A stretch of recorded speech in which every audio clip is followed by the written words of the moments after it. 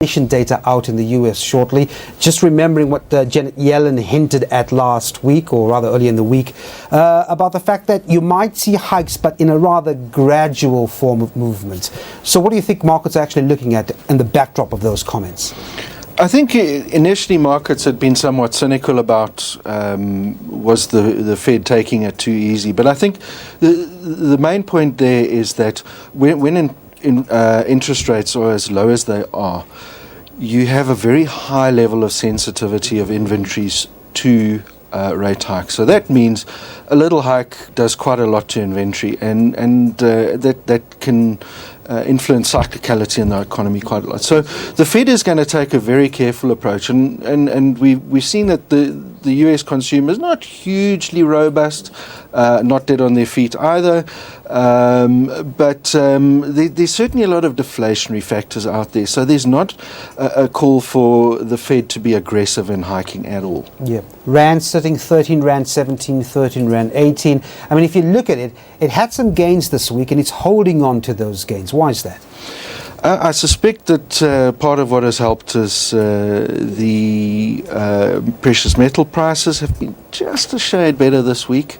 They were very weak last week and pushed the Rand down, and I think we've had a little bit of reversion on that. So I think that's provided some of the relief. We're seeing the SAB staying on pat, and I think no rate cuts expected in SA, I think, for a little while yet. So. Yeah, it's a bit hard to swallow. I mean, we're at this point of the economy where consumers are begging for that rate cut just very for much. That little, space. But like you said, unlikely. And again, we don't really know what would happen with the Rand, do we? Yeah, very much so. I mean, we're sitting in a stagflatory position in this economy, where we've got inflation's pretty much on a hair trigger, but there's absolutely no growth behind the economy. So, SABC is sort of sitting with its hands in its pockets and not really able to do an awful lot. You speak about growth in the economy. Yesterday, we've seen the finance minister announce this 14-point action plan. It's come with departments that would be held accountable. It's come with deadlines. What do you think the market has seen in this? We've had some reaction over the last 24 hours. I think over the years, the market, frankly, has become quite planned out. We've heard lots and lots of plans, and we haven't really seen execution where it matters. So although there are criticisms out there that, well, there's nothing new here, frankly, we don't need an awful lot that's new. We need execution on what's been put out there already. But I think what it's interesting to see here is that Gugaba coming in, very, very controversial appointment, into a post that frankly is a poison chalice, and I think having picked up on it, he started to feel out his post. I think he's making a reasonable go of it, and it's a post that actually shapes the incumbent, and I think markets perhaps can, in the fullness of time, take some comfort that there's at least a sense of stabilization there, as opposed to a downward spiral that was obviously feared. And that growth just impacts so much on consumers and their confidence. Confidence numbers out this week, -9 according to the FNB BER Consumer Confidence Index. I believe it was the longest streak since 1982 in negative territory. But here's the thing, I mean, you've had a trading update by Woolworths. We were clapping our hands for the past few years on Woolworths being so resilient to everything around it, but not the case anymore, is it? Yeah, very much so. I mean, in terms of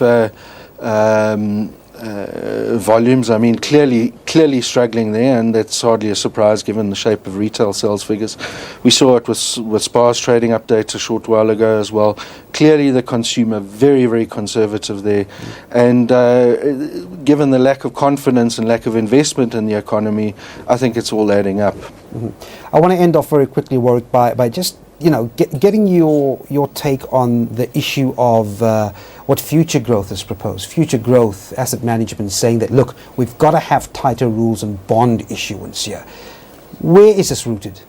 I think if I was to give it in a nutshell, it's the fact that bond markets used to have a very comfortable relationship with government. Everyone knew what they were going to do and how it was going to be done, and it was all very gentlemanly. Yeah. And I think we've had the situation where frankly, governance at state-owned enterprises has been subpar for several years, and gotten to the point now where trust has started to break down. And in the absence of trust, you have to then implement rules. So if you can't go by trust, you have to go by rule. And I think that's really where future growth is going here. And it's actually not a surprise. It's an inevitable consequence of the kind of bad governance we've seen at state-owned enterprises. All right, I've got a few seconds, but we've got that MPC meeting next week.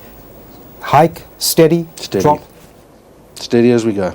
All right, I'm going to leave it there. Warwick Lucas from Galileo Capital. Thanks indeed for talking to us, and that's it from the JSE.